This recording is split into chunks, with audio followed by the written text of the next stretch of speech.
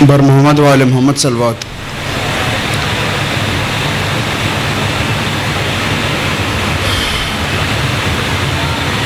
اے چاند،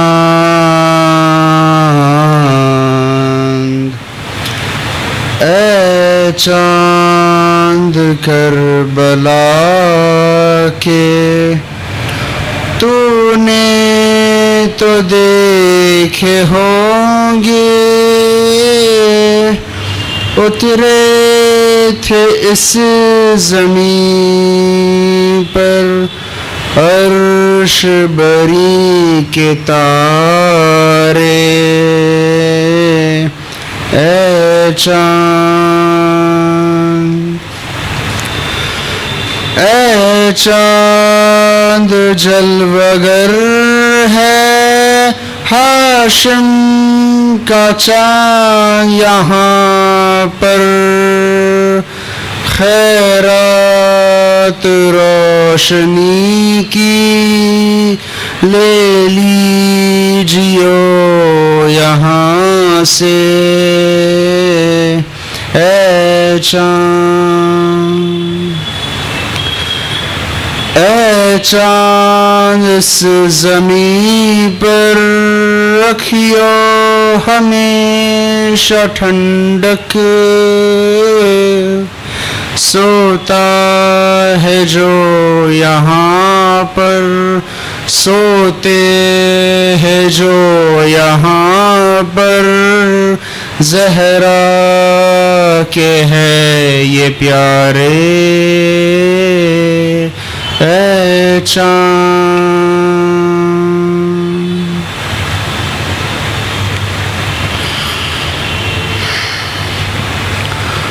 حر اور حبیب جیسے، جاباز اور احبا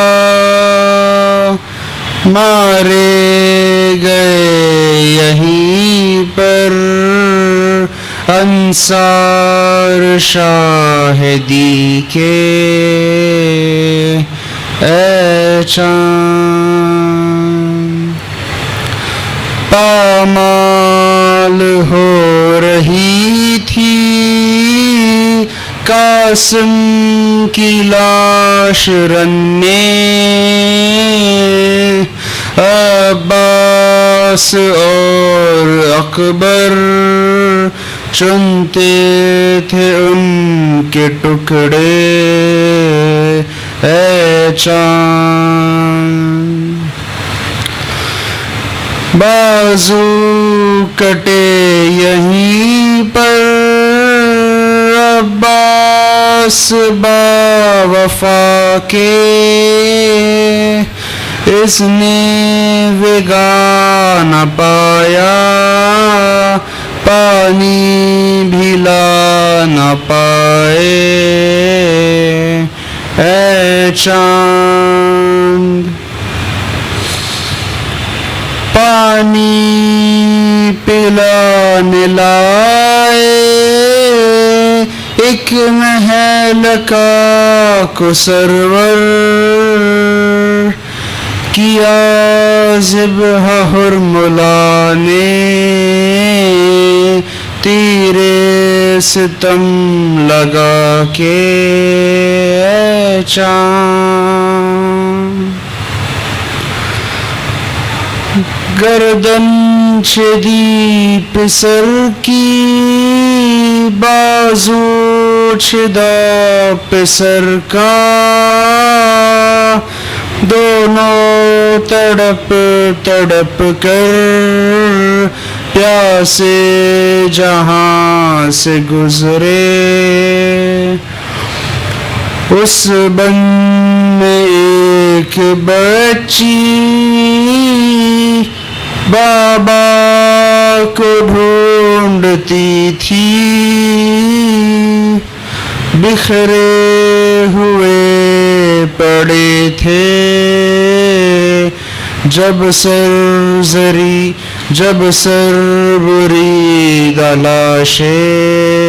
اے چاند،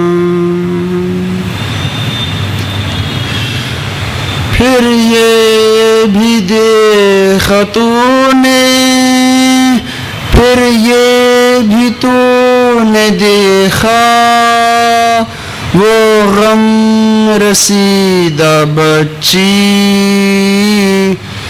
سینے پہ سو رہی تھی بے سر پدر سے لپٹے پھر یہ بھی تو نے دیکھا وہ غم رسیدہ بچی سینے پہ سو رہی تھی بے سر پدر سے لپٹے اے چاند بازو بندھے یہیں پر پہلے پہر حرم کے اس سرزمین سے گزرے سجاد سر جھکائے اے چاند شہزادہ جناحی مالک ہے کربلا کا کس کی مجال آئے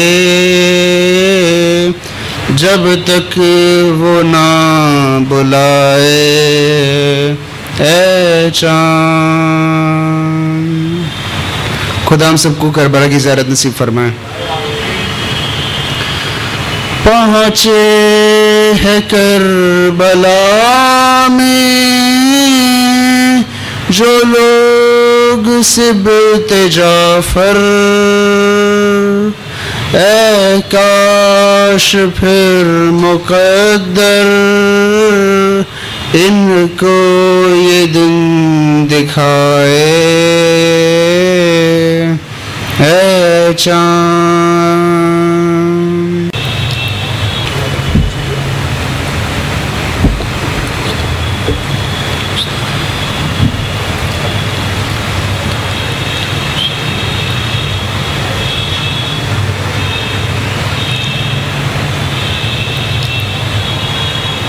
لا حول ولا قوة إلا بالله العلي العظيم أعوذ بالله السميع العليم من الشيطان الرجيم بسم الله الرحمن الرحيم الحمد لله الذي هدانا لهذا وما كنا لنهتدي لولا أن هدانا الله لقد جاءت رسل ربنا بالحق الصلاة والسلام وتحية والإكرام على النبي الأمي القرشي المكي المدني الهاشمي العبدي الرسول المصدق المحمود الأحمد أبي القاسم محمد اللهم صل على محمد وعلى محمد وعلى آل بيت الطيبين الطاهرين المعصومين المظلومين ولعنة الله على أعدائهم أجمعين من الآن إلى قيام يوم الدين أما بعد فقد قال الله تبارك وتعالى في القرآن الحكيم وهو أصدق الصادقين وقول الحق بسم الله الرحمن الرحيم قل لا أسألكم عليه أجرا إلا المودة في القربى صلوات پڑھیے محمد وعلى محمد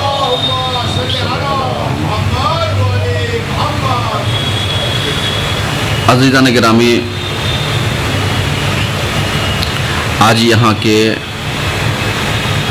عشرے کی دوسری مجلس ہے۔ چاند رات سے یہ عشرہ شروع ہوتا ہے اور یہاں کے عشرے کا جو عنوان ہے وہ یہی ہے کہ عزاداری محبت و مودت کا پیغام دیتی ہے۔ آپ موضوع کو ذہن میں رکھیے گا، مطالب بآسانی آپ کی خدمت میں پہنچتے رہیں گے، کیونکہ آج عزاداری کے اوپر بہت سارے اعتراضات، بہت سارے آبجیکشن اور بہت ساری چیزیں تنقید کی صورت میں نوجوانوں کے ذہنوں کو بیمار کیا جا رہا ہے۔ کیونکہ اگر نوجوان بیمار ہو گیا فکری اعتبار سے، ذہنی اعتبار سے، تھنکنگ کے لحاظ سے، یا اس کی سوچ خراب ہو گئی، تو نتیجہ یہ ہوگا کہ جن مضبوط کاندھوں کے اوپر یہ عزاداری کی ذمہ داریاں عائد ہونے والی ہیں، اگر ان کو کمزور بنا دیا جائے تو پھر یہ نوجوان جو ایک ذمہ داری اٹھانا چاہتا ہے وہ اٹھا نہیں پائے گا۔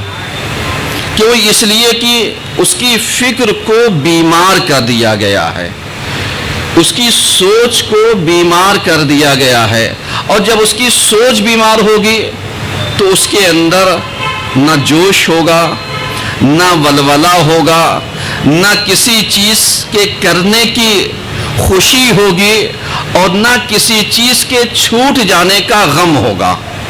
یہی وجہ ہے کہ عزاداری کے ذریعے، فرش عزا کے ذریعے، ذکر عزا کے ذریعے نوجوانوں کے اندر جو آج ضرورت ہے وہ یہی کہ انہیں احساس ذمہ داری دلایا جائے، ان کو یاد دلایا جائے تمہارے کاندھوں کے اوپر کتنی اہم ذمہ داریاں ہیں، اور اس کے احساس کے لیے جو طریقہ اپنانا چاہیے وہ یہی ہے کہ انہیں موٹیویٹ کیجیے، ان کو حوصلہ دیجیے، ان کو ہمت دیجیے۔ کیوں؟ اس لیے کہ جب ہم انہیں ہمت دیں گے، حوصلہ دیں گے، ان کو ذرا سا تائید اور تعریف کر دیں گے، تو پھر یہ بڑھ چڑھ کر کے کام میں آگے آئیں گے، اور جب کام میں آگے آئیں گے تو دلچسپی پیدا ہوگی، محبت پیدا ہوگی، لگاؤ پیدا ہوگا، اور جب یہی محبت اور لگاؤ پیدا ہو جائے عزاداری سے، پھر انہیں بتائیے کہ عزاداری کا فائدہ کیا ہے، اس کے پیغامات کیا ہیں، اس کی محبتیں کیا ہیں، اس کی مودتیں کیا ہیں، اس کے اقسام کیا ہیں، اور پھر ہمارے کاندھوں کے اوپر ذمہ داریاں کیا ہیں۔ کیونکہ جب تک ہم ان نوجوانوں کو یہ ساری چیزوں کا احساس نہیں دلائیں گے تب تک ان کے اندر حوصلہ نہیں پیدا ہوگا، اور اگر جب تک حوصلہ نہیں پیدا ہوگا تو نتیجہ یہ ہوگا کہ یہ کاہل ہو جائیں گے، ان کا ضمیر جو ایکٹیو ہونا چاہیے تھا وہ ویسے ایکٹیو نہیں ہو پائے گا جیسے رہنا چاہیے، کیونکہ یہ مجلسوں میں تو ہوں گے لیکن جذبے سے خالی ہوں گے، مجلسوں میں تو بیٹھے ہوں گے لیکن ان کی فکروں میں نہ ذکر حسین کی فضیلت سمائے گی، نہ چھوٹ جانے کا غم ہوگا۔ تو آج ضرورت کس چیز کی ہے کہ ہم عزاداری کو محبت کے ذریعے، مودت کے ذریعے اور اس کے جو پیغامات ہیں وہ رائج کریں۔ جیسے نوجوانوں کو جو سب سے پہلی چیز ہے بتانے کی وہ یہی کہ آپ ٹائم کے پنچول ہو جائیے، کیونکہ جیسے ہم جب ٹائم کی پنچوالٹی کو ہم ملحوظ خاطر رکھتے ہیں، اپنے ذہنوں میں رکھتے ہیں، تو ہر کام اپنے ٹائم پر ہو جاتا ہے.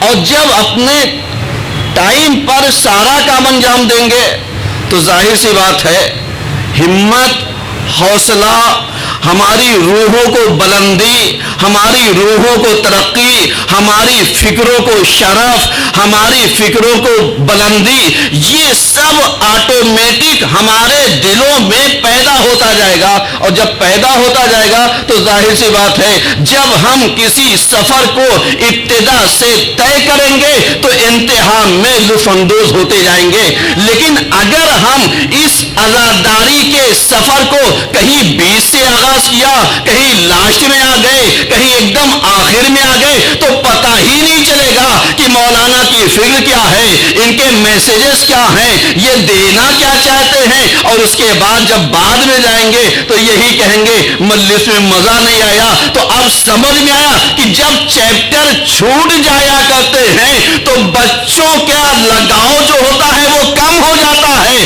اور جب لگاؤ کم ہو جائے گا تب سمجھ میں آئے گا کہ آج کہے گا میں جاؤں گا نہیں، کل کہے گا سر میں درد ہے، پرسوں کہے گا اچھا پڑھایا نہیں جاتا، نرسوں کہے گا انسٹیٹیوٹ خراب ہے. نتیجہ کیا ہوگا کہ اسے ایک بہانے کا وقت مل جائے گا. سمجھیے گا، ایک بہانے کا موقع مل جائے گا. اور جب بہانے کا موقع ملے گا تو اس کی سمجھ میں کیا آیا، یہ جو یونیورسٹی ہے، یہ جو فرش ازا ہے، یہ جو مکتب اہل بیت ہے، یہ جو درسگاہ ہے، اس پہ ضروری یہ ہے کہ ہم پنچوالٹی کا خیال کریں. اور جب خیال کریں گے تو ظاہر سی بات ہے جو پیغامات ہیں اہل بیت کے، جو ذکر ہے اہل بیت کا، وہ ہم پہنچاتے جائیں گے. کیوں؟ اس لیے کہ محبت جو ہے وہ بروز چاہتی ہے، وہ اظہار چاہتی ہے. اور کل ہم نے عرض کیا تھا کہ حسین سے محبت کا مطلب پہلا اسٹیپ یہ ہوتا ہے کہ ہم یاد حسین کریں.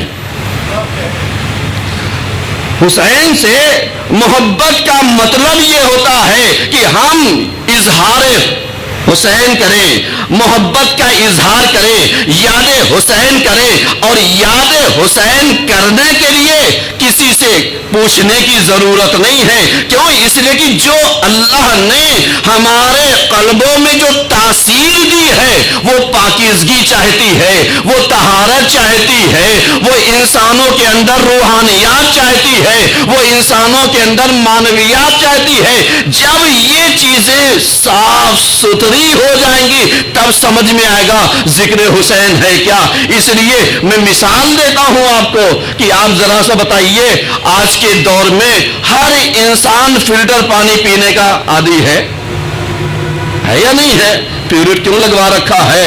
یہ ساری چیزیں فلٹر آپ کیوں پیتے ہیں؟ کیونکہ اس کے لیے بہت زیادہ پبلسٹی کی گئی ہے اور اس کا ایڈورٹائز جتنا کیا گیا ہے اتنا ہی زیادہ ہمارے ذہنوں میں یہ بات آ گئی کہ اگر میں نل کا پانی پی لوں گا تو بیمار ہو جاؤں گا، اگر میں باہر کا پانی پی لوں گا تو بیمار ہو جاؤں گا، اگر میں نے یہ فلٹر پانی نہیں پیا تو مریض ہو جاؤں گا. اب ایسے ہی نوجوانوں کے ذہنوں میں یہ بٹھائیے فرش ازا سے دور ہو گئے تو ایمان خراب ہو جائے گا، فرش ازا پر آئے نہیں تو عقیدہ خراب ہو جائے گا، فرش ازا پر آئے نہیں تو اللہ کی اطاعت چھوٹ جائے گی، فرش ازا پر آئے نہیں اہل بیت کی محبت چھوٹ جائے گی، فرش ازا پر آئے نہیں دامن اہل بیت سے دور ہو جاؤ گے. سمجھ رہے ہیں؟ اسے بتائیے جیسے تمہارے ذہنوں میں جسم کو بیماری سے بچانے کے لیے ہم فلٹر پانی کا، فلٹر واٹر کا یوز کرتے ہیں، ایسے ہی بتائیے کہ روح کو بیمار ہونے کے لیے ہمیں ذکر حسین بھی چاہیے، ذکر خدا بھی چاہیے، ذکر اہل بیت بھی چاہیے. کیوں؟ اس لیے کہ ہمارا رابطہ قلبی ہے، ہمارا لگاؤ کیا ہے؟ قلبی ہے. اور جب قلبی ہوتا ہے لگاؤ تو یہ اظہار چاہتی ہے، اظہار ہونا چاہیے، محبت کو ظاہر کرنا چاہیے. قرآن کیا کہتا ہے؟ قرآن کہتا ہے تم ہم سے محبت کرتے ہو، قل ان کنتم تحبون اللہ फत्तबिऊनी, यानी अगर तुम कहते हो कि मैं अल्लाह से मोहब्बत करता हूं तो मेरा इत्तिबा करो, इसलिए कि मेरी पैरवी करोगे तभी तो हम समझेंगे मोहब्बत करते हो। ए नौजवानों, जरा सा बताओ कि अगर हम अल्लाह से मोहब्बत करते हैं तो उसका कहना मानना पड़ेगा, अगर हम मोहब्बत करते हैं तो उसकी इताअत करनी पड़ेगी। अब अगर हम अहले बैत से मोहब्बत करते हैं तो इनके बताए हुए रास्ते पर चलना पड़ेगा, और जब रास्ते पर चलेंगे तो यही चलना दो हिस्सों में बदल जाएगा, एक का नाम मोहब्बत होगा, एक का नाम मवद्दत होगा। एक सलवात पढ़िए सब मिल करके।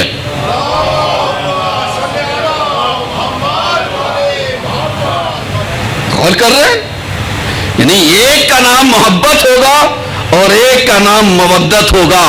अब समझ में आया कि मोहब्बत हम ज़बानी इजहार करते हैं, मवद्दत हम आज़ा और जवारे के जरिए अमल करते हैं। ये नहीं होना चाहिए कि जिक्र हुसैन मेरे कानों तक पहुंच रहा है तो काफी है। देखिए मैं मिसालें दे रहा हूं, जिक्र हुसैन अगर कानों तक पहुंच रहा है तो ये काफी नहीं है। क्यों? इसलिए कि आजकल सोशल मीडिया के जरिए हर कोई मजलिसें सुन लेता है, हर कोई मजलिसें देख लेता है, हर कोई आंसू बहा लेता है। लेकिन अगर इतना ही काफी होता तो अहले बैत कभी फर्श अज़ा पर आने के लिए सवाब ना बयान करते। अब समझ में आया, खाली सुन लेना, खाली रो लेना, खाली देख लेना ये काफी नहीं है, बल्कि घरों से निकल करके आओ ताकि पता चलेगा कि जब फर्श अज़ा पर शहजादी आ सकती तो गुलाम क्यों नहीं आ सकते। एक सलवात पढ़िए सब मिल करके।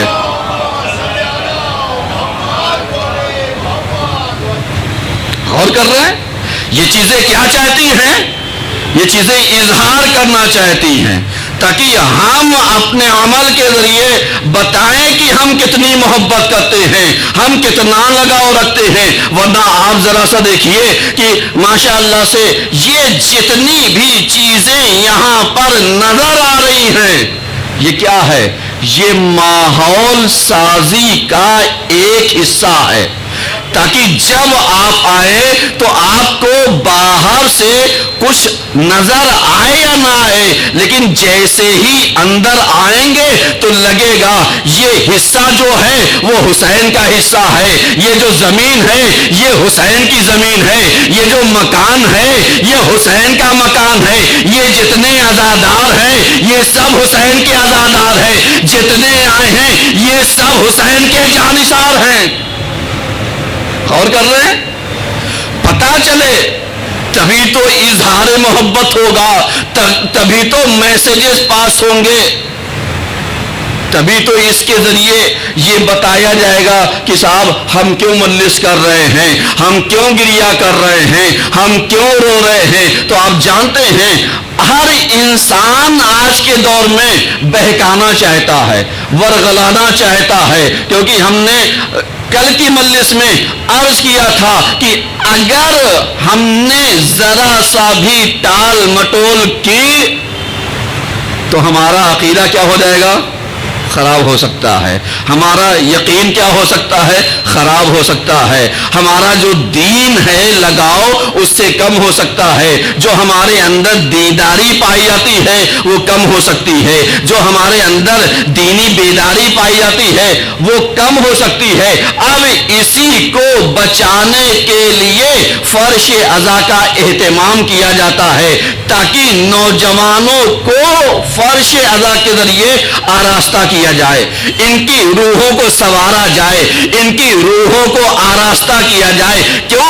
इसलिए कि जब हम अपने जिस्म की नुमाइश करने के लिए अपने आप को सजाते हैं, आरास्ता करते हैं, अच्छे कपड़े पहनते हैं, होलिया अच्छा बनाते हैं, सामने रख रखाव अच्छा करते हैं, तो अब जरा सा आप बताइए कि जिस्म के लिए तो इतना किया, रूह के लिए क्या किया? रूह के लिए हमने क्या किया? तो अब समझ में आया कि ये जो मुस्तशफा है, मुस्तशफल हुसैन, یعنی حسین کا جو شفا خانہ ہے، حسین کا یہ جو ادا خانہ ہے، یہ جو ہے جسمی بیماری کے دور کرنے کے علاوہ روحی بیماری بھی اس سے دور ہوتی ہے. سمجھ رہے ہیں؟ اس سے روحانیات ہمارے اچھے ہوتے ہیں. تو اب سمجھ میں آیا کہ ہر مستشفی میں آنے والا، ہر ادا خانے میں آنے والا انسان، آپ دیکھیے ہم چاہے باہر جو کوئی بھی کرتے ہو، لیکن جیسے ہی اندر آئے تو میرا منہ صاف ہو گیا، میرا جسم صاف ہے، غیبت ہم نہیں کر رہے ہیں، تہمت ہم نہیں کر رہے ہیں، الزامات ہم نہیں لگا رہے ہیں. کہا کیوں؟ کہا اس لیے کہ وہاں پر آ گئے ہیں جہاں گناہوں کو دھویا جاتا ہے، جہاں گناہوں سے پاک کیا جاتا ہے. ہم وہاں پر آئے ہیں، اور جب یہاں پر آ گئے تو اب آئیے امام صادق علیہ السلام کی ایک حدیث سناتا ہوں آپ کو. صلوات تو پڑھیے سب مل کر کے.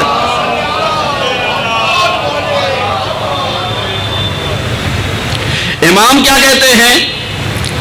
امام کہتے ہیں، سوال کیا گیا مولا یہ جیسے ہی محرم آتا ہے میرا دل دھڑکنے کیوں لگتا ہے؟ یہ جیسے ہی محرم آتا ہے میرے اندر کی کیفیت بدل جاتی ہے. ہم اپنے شوق کو، اپنے ارمانوں کو، اپنے خواہشوں اور جذباتوں کو ہم ایام ادا آنے سے پہلے چھوڑنے لگتے ہیں، اور جیسے ہی چاند نمودار ہوتا ہے تو ہم اپنے عادات اور اطوار کو ترک کر دیتے ہیں. مولا یہ 2 مہینہ 8 دن آپ کے لیے،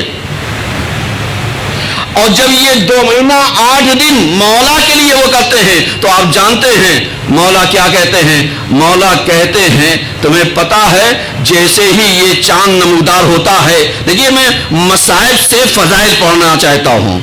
جیسے ہی یہ چاند نمودار ہوتا ہے تو آپ جانتے ہیں فرشتے کیا کرتے ہیں؟ فرشتے یہی کرتے ہیں کہ حسین کا سوگ عام کرنے کے لیے وہ ماحول سازی کرتے ہیں، وہ زمینہ سازی کرتے ہیں. اور جیسے ہی وہ ماحول بناتے ہیں تو امام کہتے ہیں کہ یہ ماحول ایسے نہیں بنتا، بلکہ ہماری قلبوں کی نظر جو بصیرت کی ہے وہ آسمان کی طرف جاتی ہے، اور جیسے ہی آسمان کی طرف دیکھتے ہیں تو حسین کی عزا جب بچھا دی جاتی ہے، اب چاہے ادا کی صورت میں ہو چاہے کوتے کی صورت میں، روایتیں مختلف ہیں لیکن میں صرف مفہوم ادا کر رہا ہوں. اب اس کے بعد امام کہتے ہیں مولا بیان کرتے ہیں کہ ہم جو دیکھتے ہیں وہ بصیرت کی نگاہ سے، ان آنکھوں سے نہیں. کہا آپ کے شیعہ؟ کہا ہمارے شیعہ بھی محرم کے ایام ادا کو آنکھوں سے نہیں دیکھتے، قلب کی بصیرت سے دیکھتے ہیں. اب جب قلب کی بصیرت سے دیکھتے ہیں تو مولا یہی تو بتانا چاہتے ہیں کہ ابھی محرم آیا نہیں ہے لیکن دل آمادہ ہو رہا ہے ذکر حسین کے لیے، دل آمادہ ہو رہا ہے حسین کا تذکرہ کرنے کے لیے. تو اب پتا چلا امام نے یہی تو بتایا کہ جو میرا چاہنے والا ہے اس کا دل جو ہے وہ ہمارے ساتھ ملا ہوتا ہے. تو اب سمجھ میں آیا کہ حسین سے محبت کرنے والوں کا دل اہل بیت سے جڑا کیسے ہوتا ہے، کیونکہ ہم اہل غیر مٹی سے نہیں پیدا کیے گئے ہیں بلکہ امام کی بچی ہوئی خاک سے پیدا کیے گئے. تو جو ان کے اندر تاثیر پائی جائے گی وہی چاہنے والوں کے اندر پائی جائے گی. ایک صلوات پڑھیے سب مل کر کے.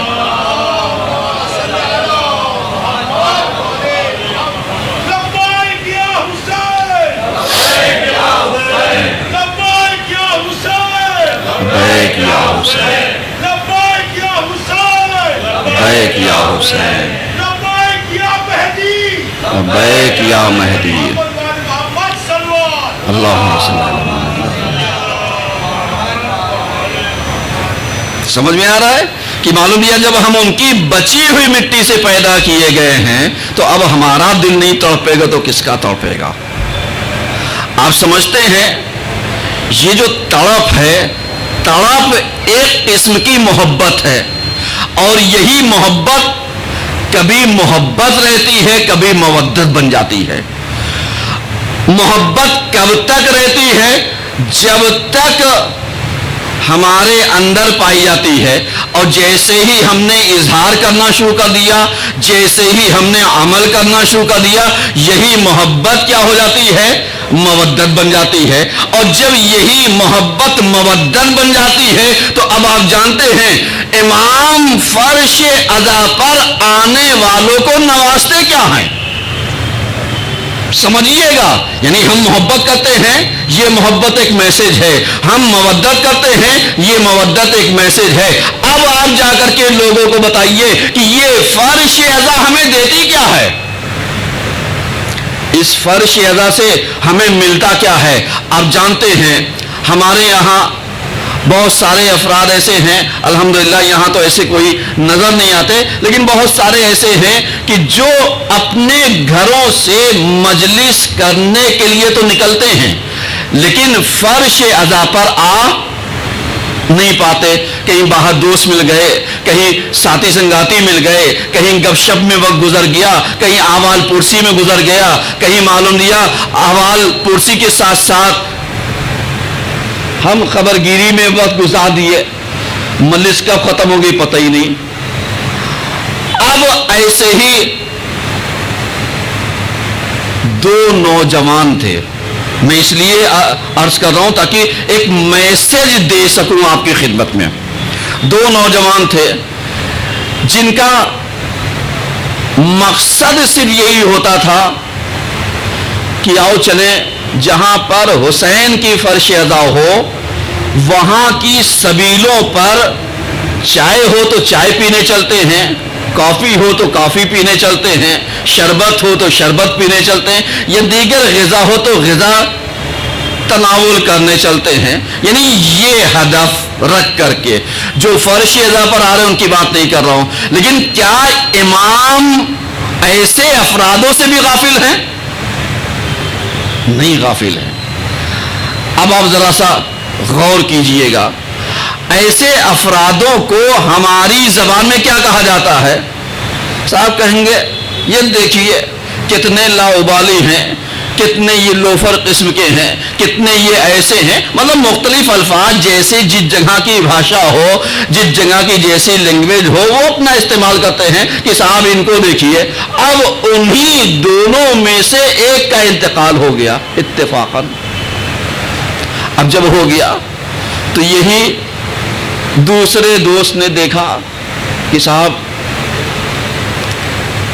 बरज़ख है और बरज़ख का माहौल है। आप जानते हैं हमारे यहाँ मरने के बाद इंसान जब कब्र में जाता है तो कब्र से लेकर के क़यामत तक की जो ड्यूरेशन है उसको बरज़ख कहते हैं। अब चाहे वो लम्हा 1 साल का हो, 10 साल का हो, 100 साल का हो, इला आखिर का इसको बरज़ख कहते हैं। ये जो ज़माना है, अब उसमें देखा कि ये जो नौजवान था ना नमाज पढ़ता था, ना रोज़ा रखता था, ना कुछ करता था, बस इसलिए आया साहब चलो सबीले लगी हुई इमाम की। अब जब इसने देखा कि साहब लोगों का और भी कुछ परेशान हाल हैं, कुछ वैसे हैं, कुछ वैसे हैं, इसको भी देखा, मालूम दिया ये आराम से एक जगह पर सरसब्ज शादाब जगह है और ये आराम से वहां पर रह रहा है।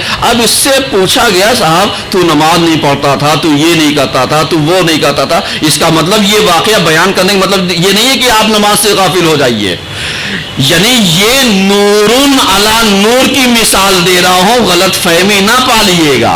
इसलिए कि वाजिब वाजिब होता है, मुस्तहब मुस्तहब होता है। तो जहन में रखिएगा कि अब इससे पूछा गया कि साहब क्यों तुम्हें ये चीजें मुयस्सर हुई, तो इसने कहा चूंकि जो हम फला जगह मजलिस में सिर्फ चाय पीने की नीयत से जाते थे तो हुसैन ने हमें तब भी याद रखा। سمجھیے گا حسین نے تب بھی ہمیں یاد رکھا. اب سمجھ میں آیا کہ اگر کوئی کسی بھی نیت سے حسین کی بز میں آ جائے تو اسے حسین فراموش نہیں کرتے ہیں. ایک صلوات پڑھیے سب مل کر کے.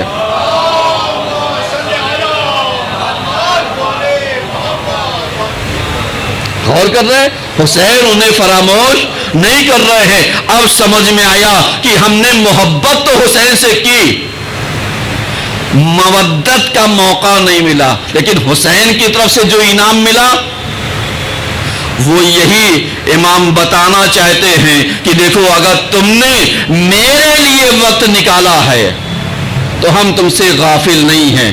اب سمجھ میں آیا کہ جو روایتیں کہتی ہیں کہ ہماری محبتیں, ہماری الفتیں, جو بھی ہم سے محبت کرتا ہے, ہماری محبت بہت ساری جگہوں پر فائدہ پہنچاتی ہے.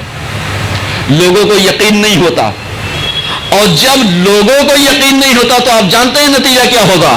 نتیجہ یہی ہوگا لوگ شک میں پڑ جاتے ہیں. صاحب اہل بیت کی محبت, اہل بیت سے لگاؤ, اہل بیت کی انسیت, اہل بیت سے کی زیارت, جن کو صحیح معنوں میں یقین نہیں ہوتا وہ کنفیوز ہو جاتے ہیں.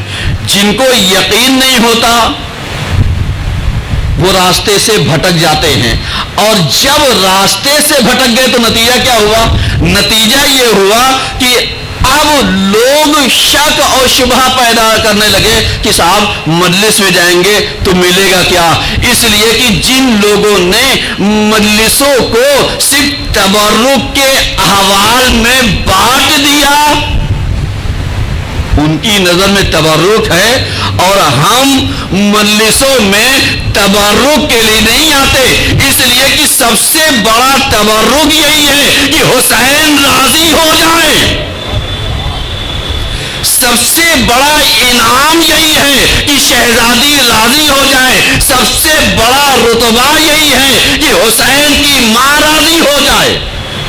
اس سے بڑا انعام چاہیے, اس سے بڑا جذبہ چاہیے, اس سے بڑی کیفیت و کنڈیشن چاہیے. تو آپ کہیں گے نہیں اس سے بڑا انعام نہیں. تو اب آپ بتائیے کہ محبت حسین کے ذریعے میسج کیا دے سکتے ہیں. یہی دے سکتے ہیں تم فرش عزا پر آؤ, ذکر حسین کو سنو, ذکر حسین کو کرو, آنسو بہاؤ, حسین کے اوپر گریا کرو, رونا نہ آئے رونے جیسی صورت بنا لو, اور اگر رو سکتے ہو تو چیخ چیخ کر کے رو. ماں نے کیا بتایا, یہی تو بتایا. کیوں کہا تاکہ جب تم اظہار کرو گے یہ کیفیت اور کنڈیشن جو محبت کی ہے یہی محبت کنورٹ ہو جائے گی مودت میں, اور جب مودت میں آ جائے گی پھر ہمارے اندر ایثار کا جذبہ آ جائے گا, ہمارے اندر فداکاری کا جذبہ آ جائے گا, ہمارے اندر قربانی کا جذبہ آ جائے گا. پھر اگر ہم کربلا میں نہ بھی ہوں تو روز یہی کہیں گے مولا کاش ہوتے, تو ہم اپنی جان فدا کر دیتے, ہم اپنے مال کو فدا کر دیتے, ہم اپنی ساری چیزوں کو لٹا دیتے. اب لوگ آج کے زمانے میں آ کر کے یہ اندازہ لگانا چاہتے ہیں کہ صاحب حسین کی محبت میں کس نے کتنا خرچ کیا. دیکھیے میں محبت اور مودت کے پیغامات کو مختلف زاویے سے پہنچانا چاہتا ہوں تاکہ آپ کی خدمت میں بہت سارے سوالات کے جوابات پہنچتے جائیں. تو بہت سارے لوگ یہی کہتے ہیں کہ حسین کی راہ میں ہم نے خرچ کتنا کیا.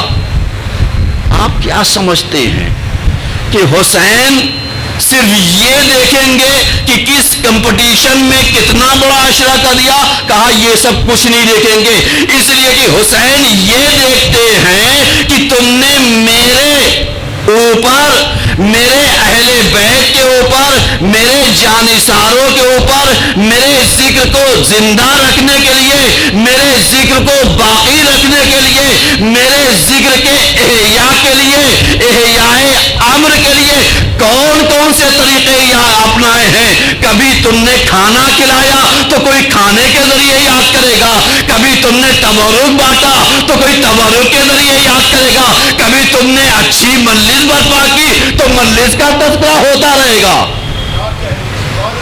اور سب سے بڑھ کر کے جو بات عرض کرتا ہوں وہ یہی کہ کچھ ہو یا نہ ہو، آپ کے اخلاق سے یہ ظاہر ہونا چاہیے کہ جب ایک امام کا چاہنے والا ایسا ہو سکتا ہے تو خود امام کا کردار کیسا ہوگا؟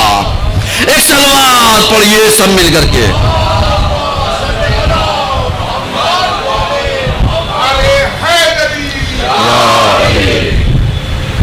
غور فرما رہے ہیں آپ؟ جو اس لیے کہ یہی وجہ ہے جو لوگ در پر استقبال کرتے ہیں، دل چاہتا ہے ان کی قدم بوسی کروں، کیونکہ وہ اس کیفیت اور کنڈیشن کو پورا کر رہے ہیں جو معصومین کی سیرت ہے۔ سمجھیے گا، برپا کرنے والوں، شریک ہونے والوں، استقبال کرنے والوں، گریو بکا کرنے والوں، یہ سب محبت چند لفظوں کا مجموعہ نہیں ہے، بلکہ جو جس اعتبار سے اپنے آپ کو سنوارتا جائے یہی حقیقی مودت ہے۔ میں ایک واقعہ پڑھتا ہوں۔ ابو نصر بشر حافی کا، ان کا پورا نام تھا بشر بن حارث، حافی ان کا لقب تھا۔ یہ سن 150 ہجری میں یہ بغداد میں پیدا ہوئے اور سن 252 ہجری میں ان کا انتقال ہوا۔ یہ اہل سنت ہیں، مطلب شیعہ نہیں ہیں۔ یہ سمجھیے گا واقعہ میں کیوں پڑھ رہا ہوں تاکہ آپ اندازہ لگائیے، یہ اہل سنت ہیں، لیکن ہمارے ائمہ کا کردار کس کو کب بدل دے پتہ نہیں، سمجھیے گا۔ اسی لیے جو بھی فرش ادا پر آئے آپ کبھی اس کو اس کے لباس سے جانچیے گا نہیں، سمجھیے گا، اس کے پہناوے سے اس کی عزت میں کمی یا زیادتی نہ کیجیے گا۔ کیوں؟ اس لیے کہ اب جو یہاں تک آ رہا ہے وہ آپ کے لیے نہیں آ رہا ہے۔ کس کے لیے آ رہا ہے؟ حسین کے لیے۔ احسن، آخر تک صلوات تو پڑھیے کم سے کم، محمد والے محمد۔ سمجھ رہے؟ سب حسین کے لیے آ رہے ہیں۔ اب سب کی نظر میں حسین ہے، تو جب حسین ہے تو حسین ہمارے پہناوے میں نہیں ہے، حسین ہمارے لباس میں نہیں ہے۔ یہی وجہ ہے آپ نے دیکھا مرحوم شہید آیت اللہ خامنئی صاحب کا ایک جملہ عرض کر دیتا ہوں، مجھے یاد آ گیا۔ آپ جانتے ہیں چونکہ ہمارے یہاں کے نوجوان فیشن ایبل ہیں، ذرا سا ان کا پہناوا جو ہوتا ہے اگر دیکھا جائے تو اسلامی شعور سے تھوڑا سا الگ ہے، سمجھیے گا۔ آیت اللہ خامنئی صاحب نے بہترین جملہ کہا تمہیں سمجھ میں آ رہا ہے، یہ جتنے انقلابی ہیں یہ بھی میرے ہیں اور جتنے غیر انقلابی ہیں وہ بھی میرے ہیں، سمجھیے گا۔ یعنی اس کا مطلب کیا ہوا؟ وہ میسج دینا چاہتے ہیں کہ فرش ادا پر آنے والوں کو تم کپڑوں سے نہ جانچنا، ہو سکتا ہے کوئی فیشن ایبل بن کر کے آئے تو وہ آپ کے لیے نہیں آ رہا ہے، حسین کے لیے آ رہا ہے۔ تو اب سمجھیے، اگر وہ اپنی دنیاوی زندگی میں سے تھوڑا سا وقت حسین کو دے رہا ہے تو اس کو تم سلام کرنا، اس لیے کہ تھوڑی سی چینجنگ تو اس کے اندر آ رہی ہے، اس لیے کہ جو حسین تک آ گیا حر بننے میں کوئی مشکل نہیں ہوتی ہے. تو اب جتنے بھی آتے ہیں کسی بھی پیرائے میں آئے, پہناوے میں آئے, کیفیت اور کنڈیشن میں آئے, آپ ان کی فکر نہ کیجئے, آپ استقبال کیجئے. حسین کا یہ عزادار ہے, مذہب نہیں, ملیت نہیں, قوم نہیں, کنبہ نہیں, خاندان نہیں, فرقہ پرستی نہیں, کچھ نہیں. جو بھی یہاں تک آ جائے وہ کس کا ہے؟ حسن حسین کا ہے. اب آپ جانتے ہیں یہ جو میں نے ابو النصر بشر حافی کا جو واقعہ پڑھا, بس اس واقعے کو پڑھ کے مصائب پر آنا چاہتا ہوں, بقیہ باتیں انشاءاللہ کل. اب آپ ذرا سا اندازہ کیجئے, یہ بشر حافی یہ امام موسیٰ کاظم علیہ السلام کے زمانے میں تھے. صلی اللہ محمد. امام جو ہیں وہ بغداد کی گلیوں سے گزر رہے تھے. سمجھیے گا میرے عزیزوں, میرے نوجوانوں, میرے بچوں اور میری بچیاں, میری مائیں اور بہنیں, جتنے بھی اس مجلس کو سن رہی ہیں, کچھ فرش اعضاء سے لے کر کے جائیں, کیونکہ جب ہم کچھ بھی لے کر کے جائیں گے تو جو کچھ لے کر کے جائیں گے اس کا ثواب تو ہمیں ملے گا, لیکن جو بانیان کرام ہیں ان کو بدرجے اولا احسن طریقے سے ان کو ملے گا. اب آپ جانتے ہیں امام نے بغداد کی گلیوں سے گزر کیا تو امام نے کیا کیا, ایک گھر سے ناچنے کی, گانے کی, شور مچانے کی, غنا کی, مختلف لاہو لاب کی آوازیں آ رہی تھی. یہ میں اس لیے عرض کر رہا ہوں تاکہ آپ واقعے کو ذہن میں رکھیے گا. کس کا واقعہ پڑھوں؟ ابو نصر بشر حافی, حارث یعنی بشر بن حارث کا. یہ بغداد کے رہنے والے ہیں, 150 ہجری میں پیدا ہوئے, 252 ہجری میں ان کا انتقال ہو گیا. صحیح ہے. اب یہ پورے لہو و لعب میں ڈوبے ہوئے, امام باہر کھڑے ہو گئے, دیکھا آپ نے ایک کنیز باہر نکلی. امام نے اس سے کہا یہ بتا دے یہ مکان کس کا ہے, کسی آزاد کا ہے یا کسی غلام کا ہے؟ کیا سوال مولا نے کیا. اب آپ ذرا سا اندازہ کیجئے, ہم لوگ آتے پوچھتے ہیں کس کا گھر ہے, امیر کا ہے یا غریب کا ہے؟ امام نے کیا کہا؟ امام نے کہا آزاد کا ہے یا غلام کا ہے. اب کنیز نے کہا ظاہر سی بات ہے, آوازیں اتنی آ رہی ہیں, شور شرابہ اتنا ہو رہا ہے, گانے کی آوازیں آ رہی ہیں, ناچ کی آوازیں آ رہی ہیں, یہ ایسا ہو رہا ہے تو ظاہر سی بات ہے آزاد کا ہی کا گھر ہوگا. امام نے کہا بالکل آزاد کا ہی گھر ہے. اگر یہ کاش بندہ ہوتا, کاش یہ غلام ہوتا تو یہ آوازیں نہ آتی. اب یہ جو کنیز تھی یہ ایک لمحے کے لیے سوچنے لگی. اسے جب تھوڑی سی تاخیر ہوئی پلٹنے میں, یہ گھر گئی تو سوال کیا تو باہر گئی تھی فلاں کام سے, یہ کوڑا پھینکنے کے لیے, تجھے دیری کیسے ہو گئی؟ تو اس نے کہا کیا بتائیں, باہر جیسے میں نکلی پورا واقعہ پیش کیا اور کہا ایک سوال عجیب سا کیا, میرے ذہن میں نہیں آیا. کہا کون سا سوال؟ کہا یہی سوال کیا کہ یہ گھر آزاد کا ہے یا غلام کا ہے؟ کہا جواب کیا دیا؟ کہا کاش یہ غلام کا گھر ہوتا, کاش یہ بندے کا گھر ہوتا. کہا یہ بتا دو سوال کرنے والا کیسا تھا, اس کا حلیہ کیسا تھا؟ تو اب آپ جانتے ہیں. تو کنیز کہتی ہے کہ وہ بہت خوبصورت, اچھے قد و قامت, اچھے سے شریف معلوم ہوتے تھے, لباس سے شریفانہ انداز جھلک رہا تھا. اب یہ جو ابو نصر تھے یہ فوراً ننگے پیر دوڑے. کہا اگر میں چپل پہنوں گا تو دیر ہو جائے گی.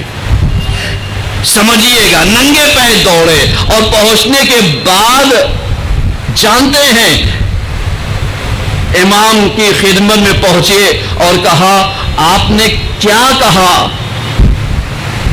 مجھے ذرا سا اپنی وضاحت کیجئے، کہنا کیا چاہتے ہیں؟ کہا میں نے آوازیں سنی، کاش یہ گھر بندے کا ہوتا، غلام کا ہوتا، آزاد کا نہ ہوتا۔ کہا بتانا کیا چاہتے ہیں؟ کہا اگر یہ بندے کا ہوتا تو اللہ کی اطاعت اس کے اندر پائی جاتی۔ اب فوراً ہی ابو نصر نے کہا مولا ہاتھ کو پھیلائیے، میں یہیں سے اپنے اندر انقلاب لانا چاہتا ہوں۔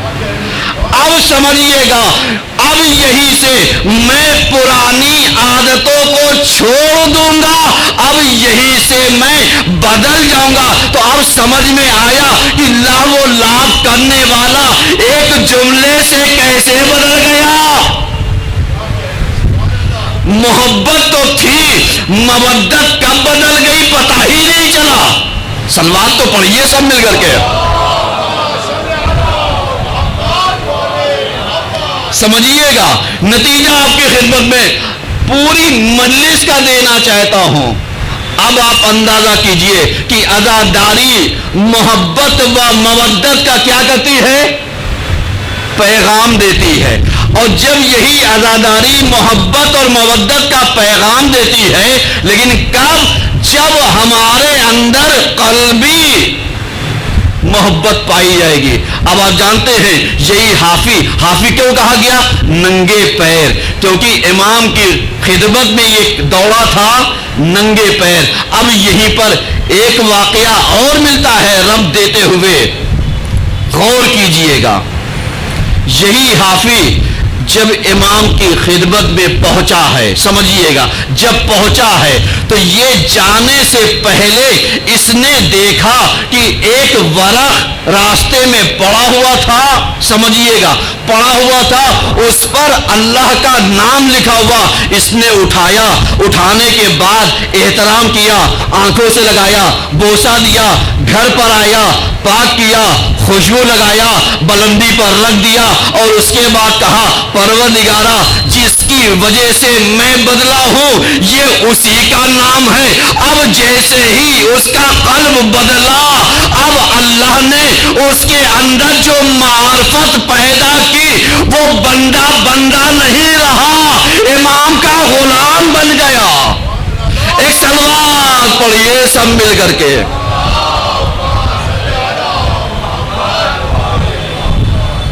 سمجھ رہے ہیں؟ تو یہ عزاداری ہمیں کیا دیتی ہے؟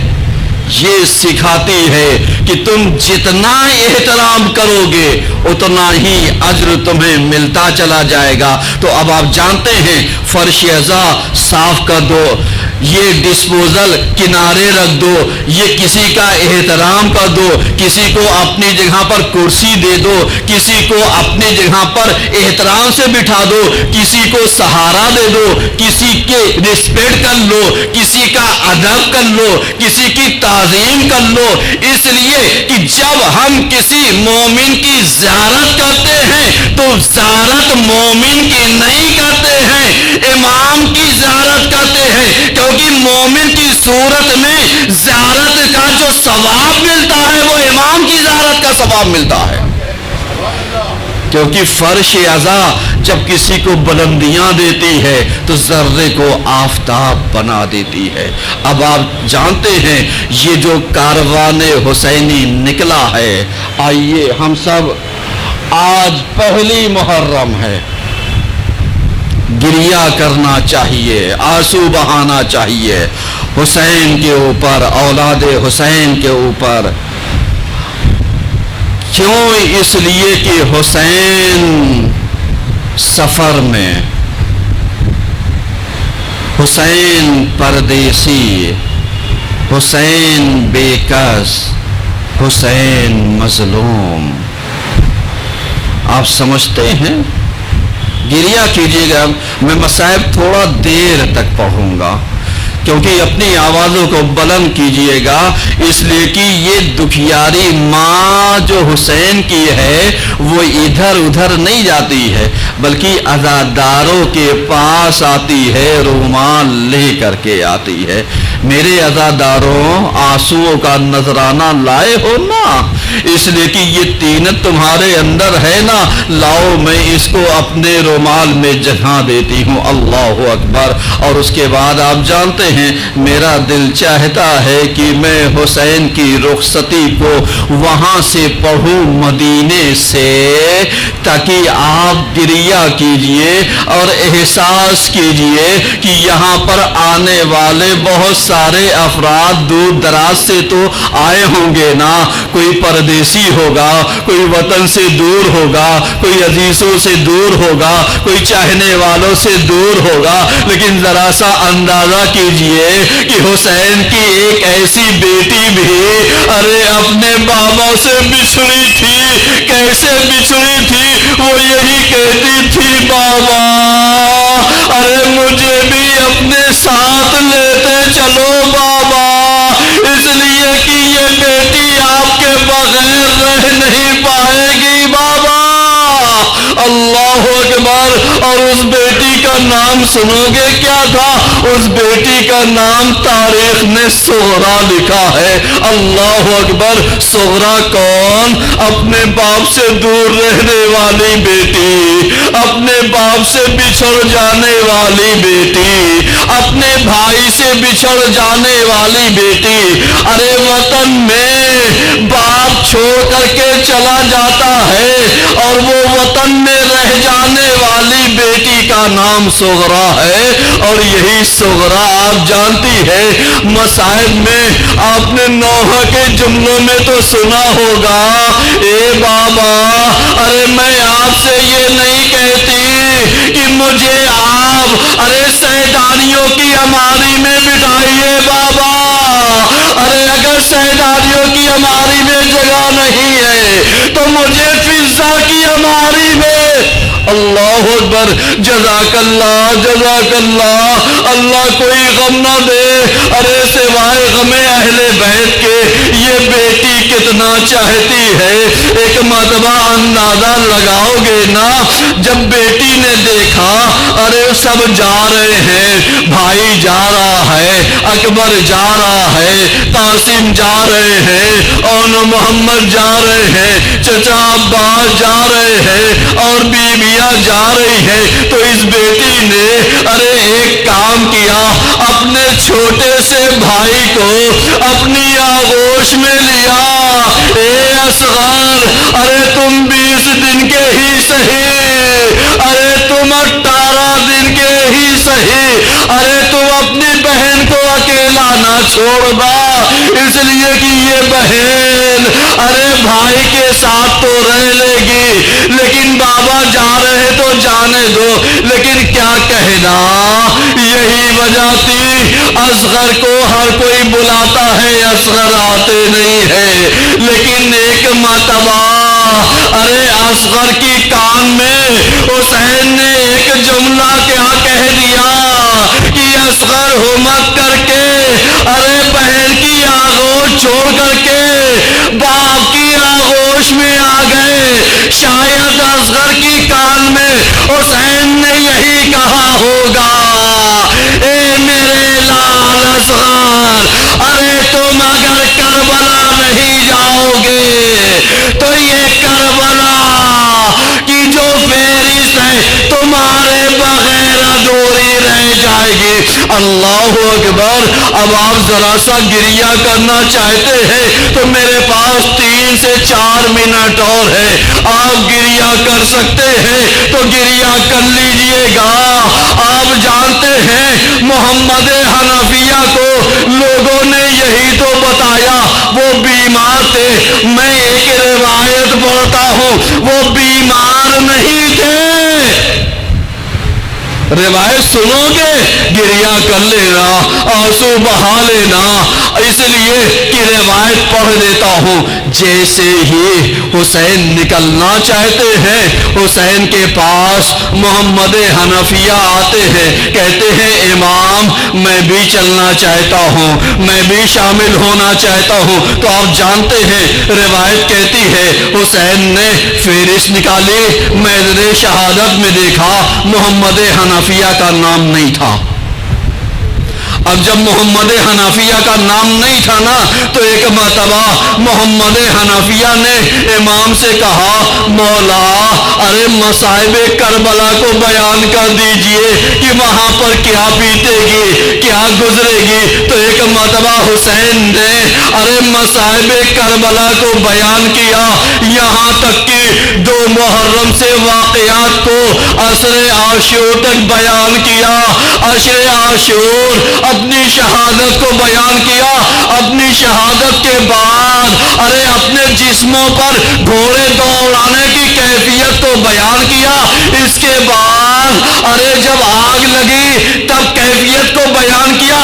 اب اس کے بعد ایک مرتبہ حسین نے کہا اے محمد حنفیہ ارے اتنا ہی ظلم نہیں ہوگا، بلکہ تمہاری ماں اور بہنوں اور بیٹیوں کی چادر ارے سروں سے چھین لی جائے گی۔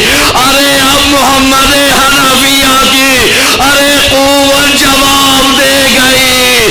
ایک مرتبہ کہنے لگے واہ جابا واہ جابا واہ جابا، ہائے پردہ ہائے پردہ ہائے پردہ۔